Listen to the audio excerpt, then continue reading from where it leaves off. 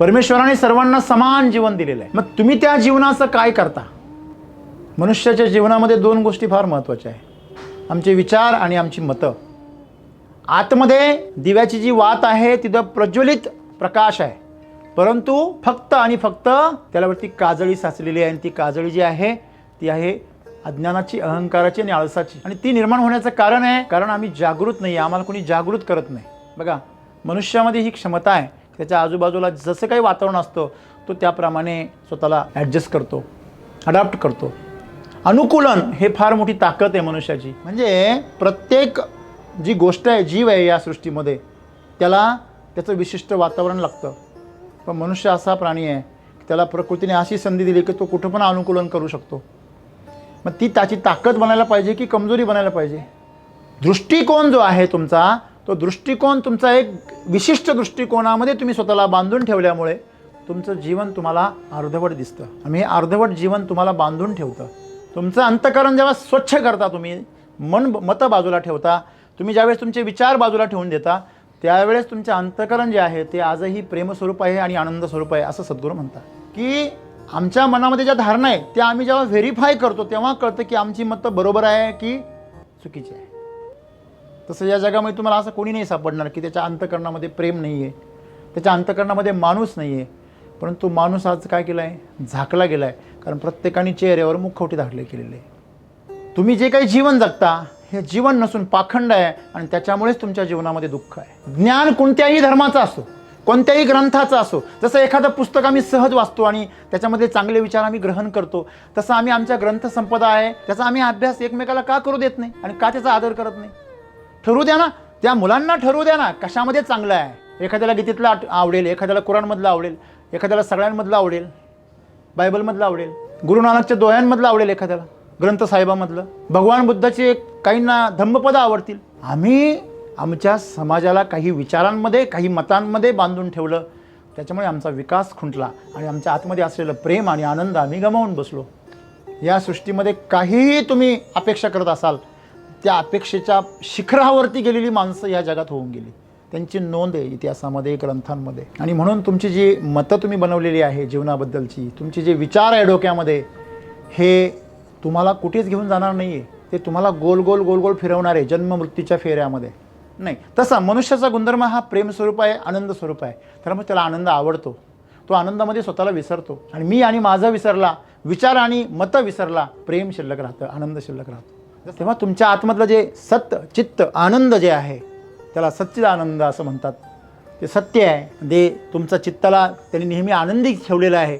असं चिदानंद स्वरूप जे आहे ते प्रत्येकजण आतमध्ये आहे.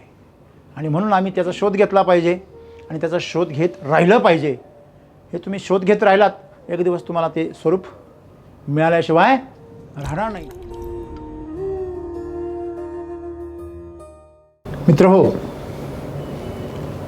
माणसाचं जीवन एवढं संघर्षमय, दुःखमय, वेदनामय का आहे याचं जर चिंतन आपण केलं तर आपल्याला प्रश्न पडतो की या सर्व सृष्टीचा जर निर्माता ईश्वर आहे तर त्या ईश्वराने असा भेदभाव करून माणसं जन्माला का घातली? काही माणसं गरीब, काही श्रीमंत, काही रोगी, काही निरोगी, काही सशक्त, काही अशक्त, काही सुसंस्कृत, काही असंस्कृत, काही प्रेम करणारी, काही दुष्टता करणारी, काही निर्मिती करणारी तर काही संहार करणारी.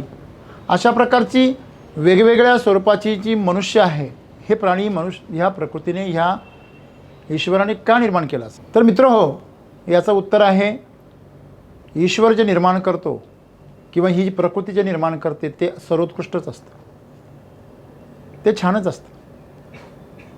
जसं आपण म्हणतो की कंपनीमधून निघणारा प्रत्येक मोबाईल हा सारख्याच दर्जाचा असतो, पण तुम्ही 2 वर्षांनी जर पाहिलं तर कोणाचा फिजिकली डॅमेज झालेला असतो, बऱ्याच जणांच्या स्क्रीन डॅमेज झालेल्या असतात, काचेकोचे पडलेले असतात, काहींचे काही फंक्शन बंद पडलेले असतात. हा झाला फिजिकल डेटा. तुम्ही जर आता त्याच्या डेटामध्ये घुसलात आतमध्ये, सॉफ्टवेअरमध्ये, तर काहींच्या मोबाईलमध्ये अतिशय सुंदर असे नैसर्गिक चित्र असतात, सुंदर विचारांचे त्याच्यामध्ये कोट्स असतात, काहींच्या मोबाईलमध्ये अश्लील व्हिडिओ असतात, नग्न फोटो असतात, काहींच्या मोबाईलमध्ये सगळे ॲक्सिडेंटचे, हिंसाचाराचे अशा प्रकारचे व्हिडिओ असतात, फोटो असतात.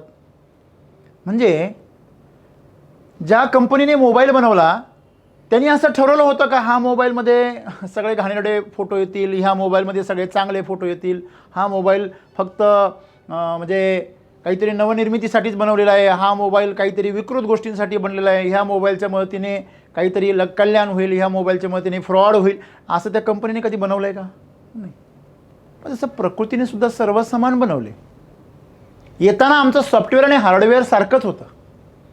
आईच्या गर्भामध्ये जेव्हा जन्म होतो बाळाचा तेव्हा त्याचं सॉफ्टवेअर सारखंच असतं. आता नियती आहे, प्रारब्ध आहे, म्हणून तर जन्म आहे आणि तो सर्वांसाठी आहे. जरी तो वेगवेगळा असला तरी पण सर्वांसाठी प्रारब्ध आहे.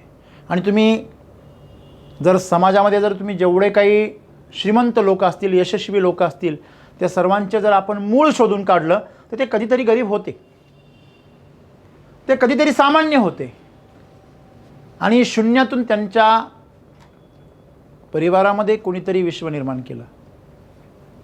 शून्यामधून जेव्हा विश्व निर्माण केलं तेव्हा त्यांनी प्रचंड संघर्ष केला, साधना केली, मेहनत केली आणि त्यांनी स्वतःचं पूर्णपणे आयुष्य समर्पित करून ते ऐश्वर्य निर्माण केलं.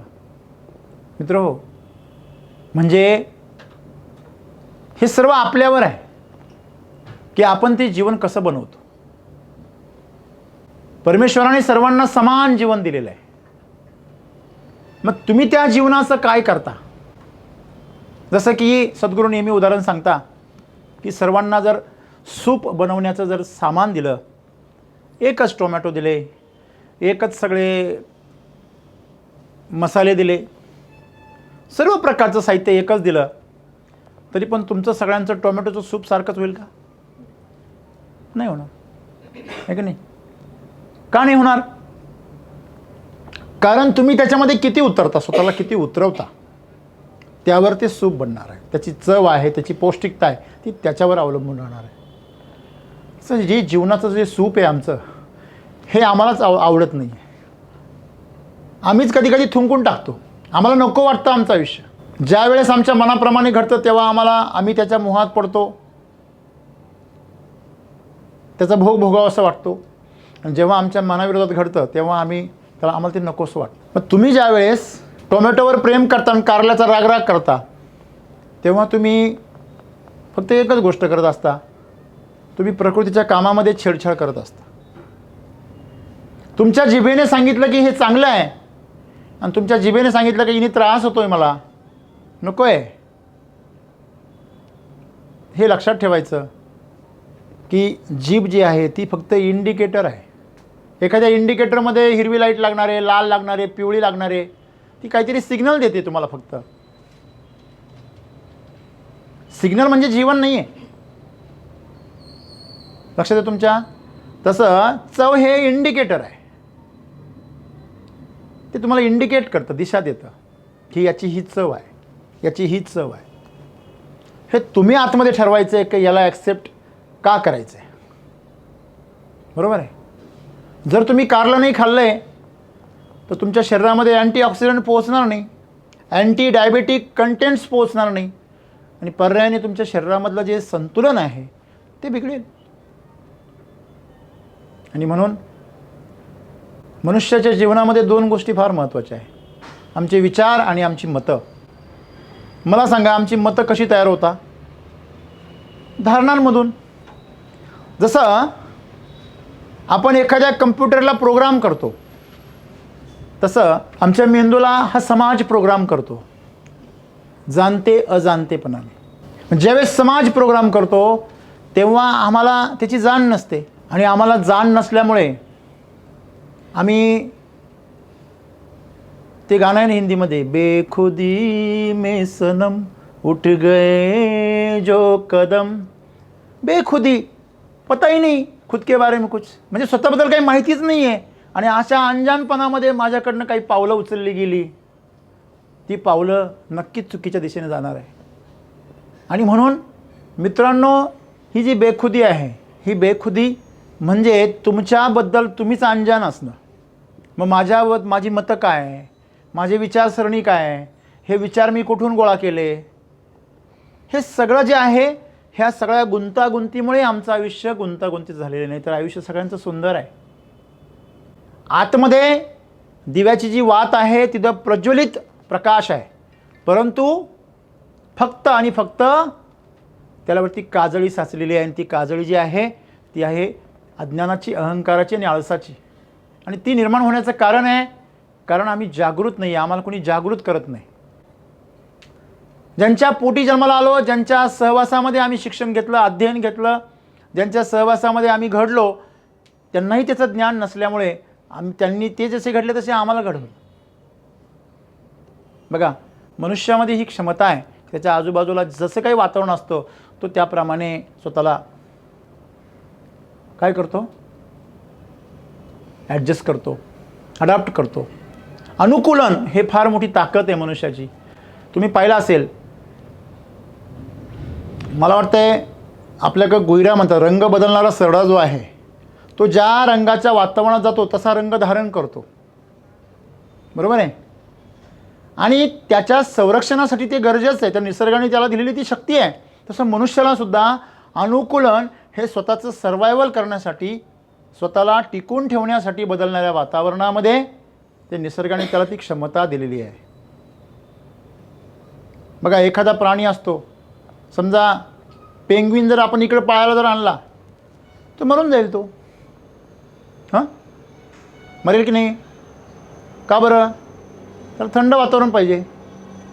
साधा कांदा जर आपण सीझन सोडून जर लावला तर तो मोठा होत नाही, बारीकच राहतो कांदा.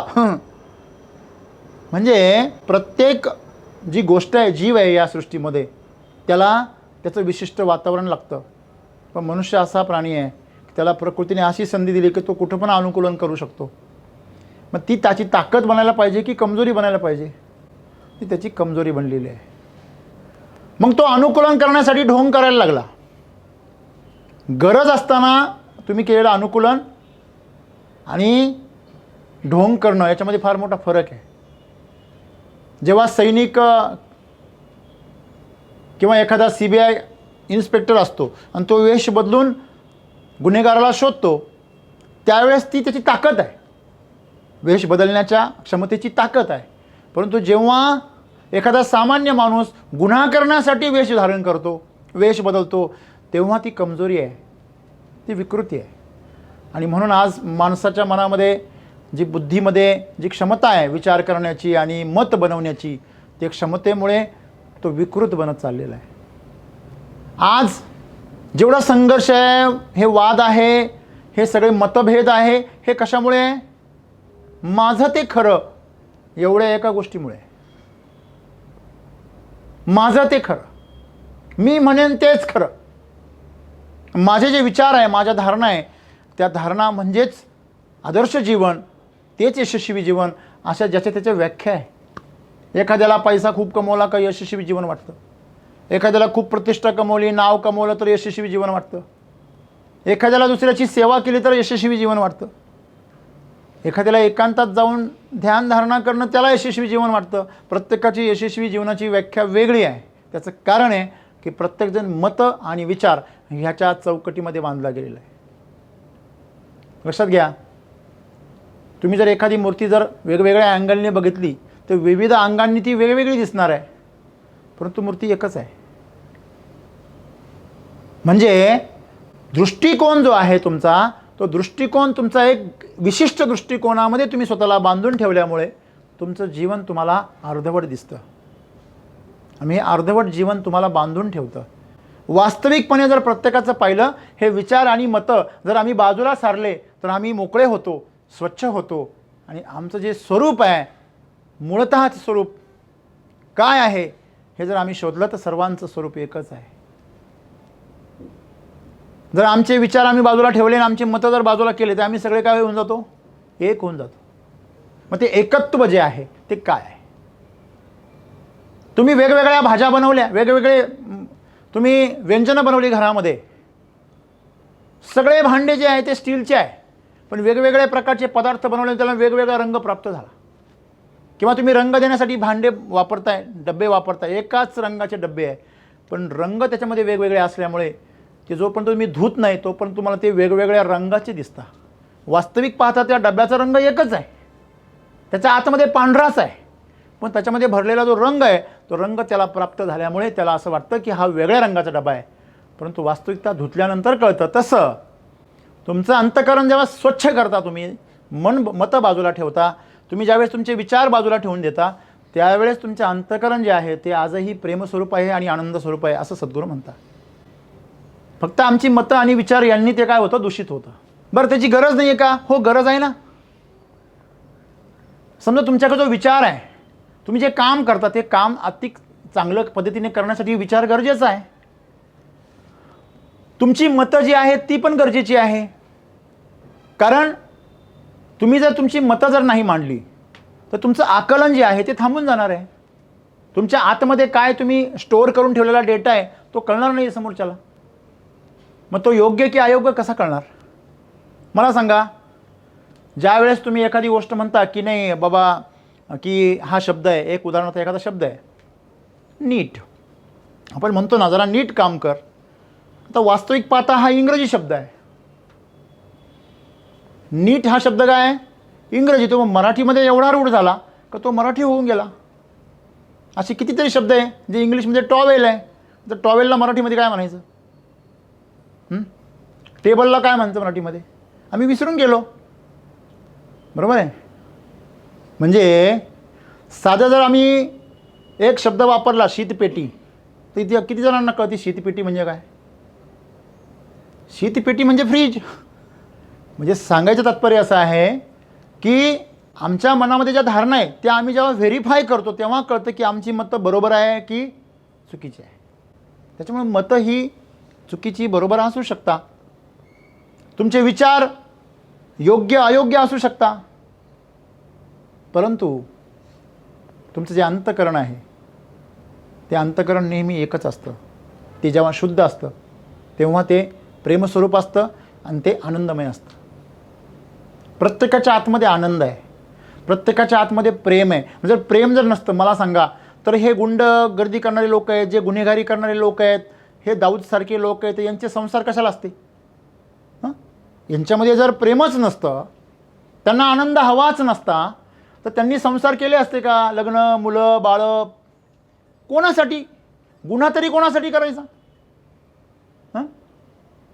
म्हणजे शेकडो हत्या करणारा वाल्या कोळी तोही कोणासाठी कमवत होता? त्यालाही कोणाविषयी तरी प्रेम होतं. तसं या जगामध्ये तुम्हाला असं कोणी नाही सापडणार की त्याच्या अंतःकरणामध्ये प्रेम नाही आहे, त्याच्या अंतःकरणामध्ये माणूस नाही आहे. परंतु माणूस आज काय केला आहे? झाकला गेला आहे. कारण प्रत्येकाने चेहऱ्यावर मुखवटे धाडले केलेले, मजबुरीने केले ते. काहींनी स्वतःहून आपल्या रक्षणासाठी लोकांना भुलवण्यासाठी घेतलेले आहेत, काहींनी मजबुरीने घेतलेले आहे. का? पर्याय नाही दुसरा. साळसूदपणा, सज्जनपणा, सभ्यपणाचे तर फार आजकाल फार मुखवटे प्रत्येकाच्या चेहऱ्यावर बघायला मिळतं. आम्ही पारदर्शक जीवन जगत नाही, आणि पारदर्शक जीवन न जगल्यामुळे आतला आनंद आणि प्रेम आम्हाला कधी कळतच नाही. आम्ही प्रेमही करतो ते वासनेतून करतो. आमचा आनंदही जो असतो तो फक्त कशाने तरी प्रेरित झालेला असतो, स्टिम्युलेट झालेला असतो. जसं एखाद्या दारुड्याला दारू पिल्यावरती उत्साह येतो आणि तो डान्स करायला लागतो, त्याचा जो नृत्य असतं त्याचं नृत्य हे नैसर्गिक नसतं, ते उत्तेजनेतून प्राप्त झालेलं नृत्य असतं. त्याला काही अर्थ नसतो. तो किती जरी मायकल जॅक्सनसारखा जरी करत असेल त्याला काही अर्थ नाही. जेव्हा तुम्ही शुद्धीवर जे काही कराल ना, शुद्धीवर तुम्ही 4 पावलं जरी उचललेत आणि थोडेसे जरी हावभाव केलेत तरी ते नृत्य सुंदर आहे, कारण ते जागृतपणे केलेलं आहे. तसं मुखवटा धारण करून तुम्ही जे काही जीवन जगता हे जीवन नसून पाखंड आहे, आणि त्याच्यामुळेच तुमच्या जीवनामध्ये दुःख आहे. आज कुटुंबामध्ये प्रत्येकजण एक चेहरा घेऊन येतो. आईवडिलांसमोर मुलंसुद्धा सभ्यपणाचा चेहरा घेऊन येतात. आईवडीलसुद्धा आम्ही तुमच्यासाठी फार मरमर मरतो, आम्ही तुमच्यासाठी जगतो, अशा प्रकारचं एक वातावरण निर्माण करता, अशा प्रकारे प्रदर्शन निर्माण करण्याचा प्रयत्न करता. हे सगळ्या प्रकारे प्रत्येकजण मी तुझ्यासाठी कसा झिजतो, कसा तुझ्यासाठी तिळतिळ मरतो हे दाखवण्याचा प्रयत्न करतोय आणि नात्यांचं हे सर्वात मोठं दुर्दैव आहे. अगदी जीवनाची जी आमची जी दिशा आहे त्या दिशेमध्ये आज प्रत्येक गोष्ट जी आहे ती पाखंडाने बरबटलेली आहे. आणि त्या पाखंडाने बरबटल्याचं कारण काय आहे की आम्ही विचाराने फार समृद्ध झालो, आम्ही शिक्षणाने विचाराने समृद्ध झालो, सुशिक्षित झालो. मग मी नेहमी म्हणतो की एखादा अशिक्षित माणूस जो असतो ना तो एखादा पाईप चोरेल, शाकीट चोरेल, एखादा छोटीशी वस्तू चोरेल, ती फ्लॅंज असते ना, थाळी म्हणतात त्याला, पाईपलाईन पॅक करण्याची, ती चोरेल. पण जर बुद्धिमान माणूस असेल ना, सुशिक्षित, तर तो अख्खी पाईपलाईन चोरून नेतो. काही नाही, मोटर इकडं मोटर टाकतो आणि तिकडे बारं काढतो, मध्ये सायपण नसते. तिकडचा एक फोटो घेतो, इकडचा एक फोटो घेतो आणि सबसिडीला टाकून देतो. सबसिडी मंजूर होऊन येते. सबसिडीवाली पाईपलाईन थोडी खोदून पाहता. हॅलो, खाली पाईपलाईन केलेली खोदून पाहता का? ते बारे पाहता फक्त. बरोबर आहे. बरं, तात्पुरतं तिथून पाणी काढायला काय अवघड नाही राहत, सगळं करता येतं. शेजारच्याचं कोणाच तरी पाईपलाईन घ्यायची आणि ते जोडून द्यायचं. मित्रांनो, सांगण्याचं तात्पर्य एवढंच आहे की आज आम्ही विचाराने समृद्ध झालो, बुद्धीने समृद्ध झालो, तर आम्ही चालाक झालो. आणि आम्ही कोणाला फसवतो? आम्ही दिसतं जगाला फसवतो, परंतु आम्ही वास्तविकपणात स्वतःला फसवत असतो. का? आमच्या जीवनाला फसवत असतो. कारण आमच्या आतमध्ये प्रेम आहे, आमच्या आतमध्ये आनंद आहे, आणि तो आनंद आम्ही बाहेर शोधत असतो लबाड्या करून. हा जो विचार आहे, हा जे मतं आहे तुमची, ह्या मतांनी दुसऱ्यांबद्दल जी तुमची मतं आहे, एखाद्या घटनेबद्दल, परिस्थितीबद्दल, धर्माबद्दल, जातीबद्दल, जीवनाच्या विविध प्रसंगांबद्दल तुमच्या मनात जी मतं आहे, ही मतं तुमच्यावर कोणीतरी लादलेली आहे. आणि जेव्हा जी गोष्ट लादलेली असते ती नेहमी पूर्वग्रह दूषित असते. मला सांगा, जीवन कधी आहे? घडून गेलं त्याच्यामध्ये आहे की जे येणार आहे त्याच्यामध्ये आहे? कुठे आहे जीवन? जीवन कुठे आहे? आत्ता आहे, या क्षणी आहे. बरोबर आहे. आणि तुम्हाला ज्यांनी मतं दिली ते कुठे होते? ते कुठे आहे? ज्यांनी तुमच्यावर मतं लादली ते कुठे आहे? भूतकाळात आहे. बरोबर आहे. काल मी एक व्हिडिओ पाहिला. अमेरिकेमध्ये 10,000 मुलांनी भगवद्गीतेचा श्लोकांचा पाठ केला. अमेरिकेमध्ये लिटरली. आणि भव्य दिव्य असा तिथं प्रोग्राम झाला.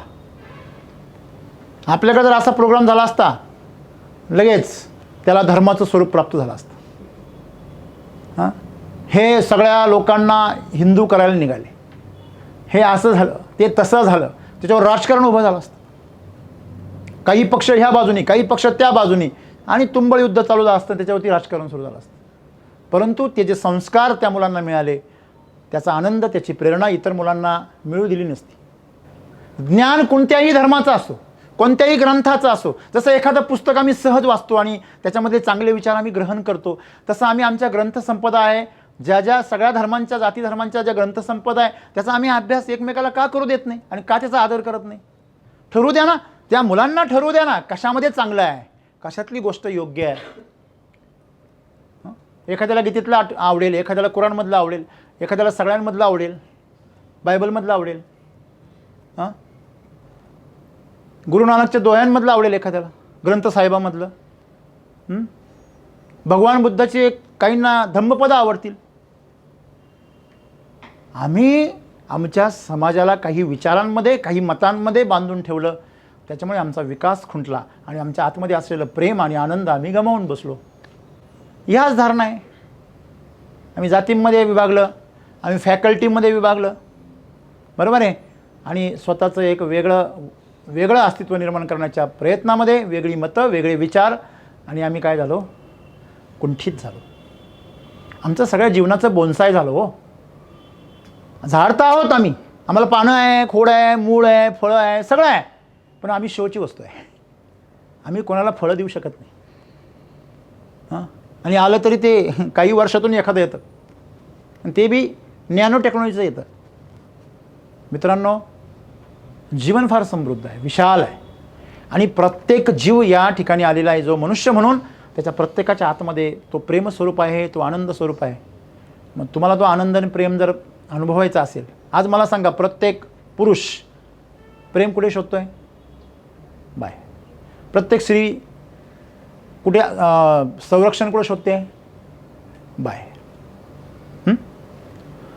प्रत्येक जण आनंद कुठे शोधतोय? कोण अन्नामध्ये शोधतोय, कोण मनोरंजनामध्ये शोधतोय, कोण झोपेमध्ये शोधतोय, कोण पैशामध्ये शोधतोय, कोण करिअरमध्ये, पदामध्ये शोधतोय. प्रत्येक जणाचा आनंद कुठेतरी दुसरीकडे ठेवलेला आहे आणि तो त्याच्या मागे धावतोय. हां, आजपर्यंत किती जणांना आनंद भेटला? बरं, तुम्हाला जे मिळवायचं आहे, मला माहिती नाही तुमच्या मनात काय आहे. तुम्हाला जे काही मिळवायचं आहे ते आत्तापर्यंत अनेक लोकांनी मिळवलं आहे. तुमच्यासमोर होऊन गेलेल्या लोकांनी मिळवलं आहे. ते किती आनंदित आहे तरी पहा. हां, आणि त्यांच्याकडे पाहिल्यावर तुम्हाला नक्कीच नैराश्य येईल. बरोबर आहे? तुम्ही कुठलाही विषय घ्या, अगदी साम्राज्य असो, पैसा असो, किंवा ऐश्वराम असो, शारीरिक वासना असो, भोग असो, या सृष्टीमध्ये काहीही तुम्ही अपेक्षा करत असाल, त्या अपेक्षेच्या शिखरावरती गेलेली माणसं ह्या जगात होऊन गेली. त्यांची नोंद आहे इतिहासामध्ये, ग्रंथांमध्ये. आणि म्हणून तुमची जी मतं तुम्ही बनवलेली आहे जीवनाबद्दलची, तुमचे जे विचार आहे डोक्यामध्ये, हे तुम्हाला कुठेच घेऊन जाणार नाही आहे. ते तुम्हाला गोल गोल गोल गोल फिरवणार आहे जन्म मृत्यूच्या फेऱ्यामध्ये. तिथे तुम्हाला काहीच मिळणार नाही आहे. तुम्हाला जे हवं आहे ते तुमच्या हातात आहे. कस्तुरी मृगाप्रमाणे बेंबीत कस्तुरी आहे आणि ते साऱ्या जगात धाय मोकळून पळतंय. त्याचा जीव गुदमरतो रे, तरी पण ते पळतं. त्याला वाटतं वास बाहेरून येतो. मामा की ऐनक माथे पर. आणि मामा साऱ्या घरात शोधतोय. ऐनक म्हणजे चष्मा हो. त्याचा चष्मा इथं डोक्यावर ठेवलेला आम्हाला धडा होता लहानपणी मराठी शाळेमध्ये, 5वीला असेल हिंदीमध्ये. मामा की ऐनक माथे पर. तुमची जर चष्मा जर डोक्यावर आहे आणि तुम्ही साऱ्या गावात शोधताय, घरात शोधताय, लोकांवरती ओरडताय, रडताय, चिडताय, काय अर्थ नाही ना त्याला. पण छोटीशी मुलगी सांगते, आजोबा आजोबा तुमची ऐनक इथे आहे. बरं आहे ना, काक्यात कळसा. हां, असं आहे. हे साऱ्या गावाला वळसा मारत मारत आमचं आयुष्य संपून जातं आणि कळसा इथेच असतो. तसं जीवन तुमच्या आतमध्ये आहे. तुम्ही स्वतः प्रेम स्वरूप आहात. काही माणसं किती कठोरपणे जगता आणि कसं जमतं त्यांना. तुम्ही प्रयत्न करून बघा. असं एकदम असं असं किती भयंकर ऊर्जा खर्च होते. तुमचे किती स्नायू कामाला लागतात. हां, असं राहणं म्हणजे सोपं वाटतं तुम्हाला, असं कठोर राहणं, ताठर राहणं. हे जीवनाचं विकृत अंग आहे मित्रांनो. त्याप्रमाणे राहणं फार अवघड आहे, कारण ते तशी तुम्ही नाही आहे. वाल्याचा वाल्मिकी का झाला? चुकीचं आहे ते.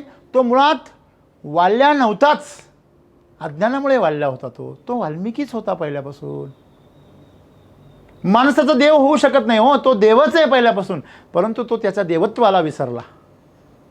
हां, देवत्वाला विसरला. फार सुंदर गोष्ट आहे. मी नेहमी सांगतो तुम्हाला. काय, एकदा एका गरुडाचं पिल्लू कोंबडीच्या पिलांमध्ये पडलं. अंड तिथं पडलं आणि तिथं ते उबलं आणि तिथं पिल्लू तयार झालं. पिल्लू तयार झाल्यानंतर ते त्या कोंबडीच्या पिलांबरोबर फिरायचं, दुडू फिरायचं. पिल्लू मात्र गरुडाचं. आणि एकदा काय झालं, घार आली. घारीने झपट्टा मारला.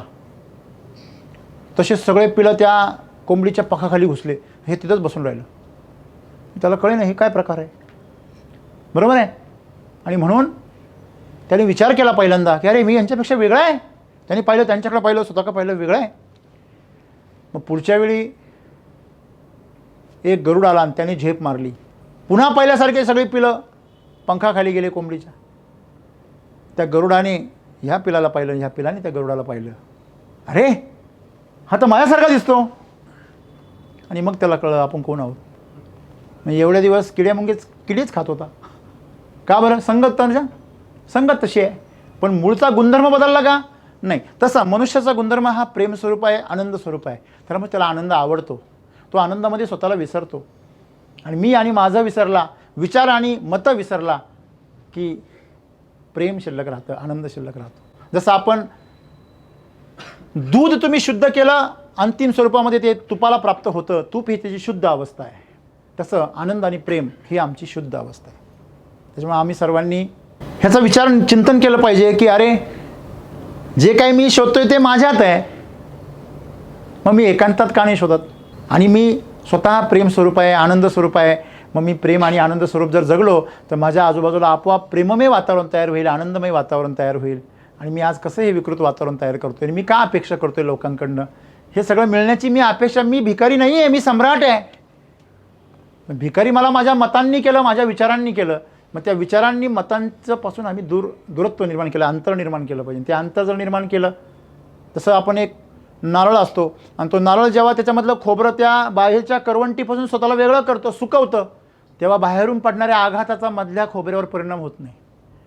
तसं तुमच्यावर जे काही आघात होत आहे बाहेरून, ज्या अपेक्षा आहे, जर तुमच्यावरती जो वयानुसार जो मारा होतो आहे, लहानपणी भीती असते, तरुणपणी आसक्ती असते, म्हातारपणी पुन्हा नैराश्य असतं, औदासीन्य असतं. बघा, जी माणसं संन्याशी होत नाही किंवा वानप्रस्थ आश्रमामध्ये जात नाही, जी आध्यात्मिक क्षेत्रामध्ये वळत नाही, ती माणसं म्हातारपणी निराशामध्ये असतात. त्याला कळतच नाही का जगतंय ते. लोक त्याच्याकडे भामट्यासारखे बघतात, ते लोकांकडे भामट्यासारखं पाहतात. हे का होतं? कारण त्याने त्याच्या आतमध्ये जे शोधायला पाहिजे ते त्यांनी कधी शोधलंच नाही. आणि आता विषय संपला. मला सांगा, जेव्हा किल्ला चढायला ताकद होती, रग होता, तेव्हा तो चढू शकला असता. आता त्याच्या हातपाय त्याला साथही देणार नाही, त्यांनी प्रयत्न केला तरी. तर म्हातारपणी हे सगळं साध्य करणं, तप करणं, साधना करणं हे फार सोपं नाही आहे. हे तुम्ही आत्ताच करू शकता. तेव्हा ह्या तारुण्याचा वापर करा. तुमच्याकडे असलेल्या शारीरिक शक्तीचा, मानसिक शक्तीचा वापर करा आणि ह्या विचारांपासून, मतांपासून स्वतःला अलिप्त करा आणि ह्या सगळ्या गुंत्यातून बाहेर पडा. मग तुम्हाला कळेल, ज्यावेळेस तुमचं अंतःकरण शुद्ध होईल, त्यावेळेस तुमचा अहंकार बाजूला होईल, तुमचं अज्ञान बाजूला होईल, आळस तर आपोआप झटकून जाईल. तेव्हा तुमच्या आतमधलं जे सत्य, चित्त, आनंद जे आहे, त्याला सच्चिदानंद असं म्हणतात. ते सत्य आहे, ते तुमच्या चित्ताला त्यांनी नेहमी आनंदी ठेवलेलं आहे. असं चिदानंद स्वरूप जे आहे ते प्रत्येकजण आतमध्ये आहे. आणि म्हणून आम्ही त्याचा शोध घेतला पाहिजे आणि त्याचा शोध घेत राहिलं पाहिजे. हे तुम्ही शोध घेत राहिलात, एक दिवस तुम्हाला ते स्वरूप मिळाल्याशिवाय राहणार नाही. माझी परमेश्वराकडे विनंती आहे की आपण सर्वांना ती शक्ती मिळावं आणि ते सच्चिदानंद स्वरूप जे आहे ते तुम्हाला उपलब्ध व्हावं आणि त्याचा आनंद तुमच्या जीवनामध्ये पसरावा. धन्यवाद.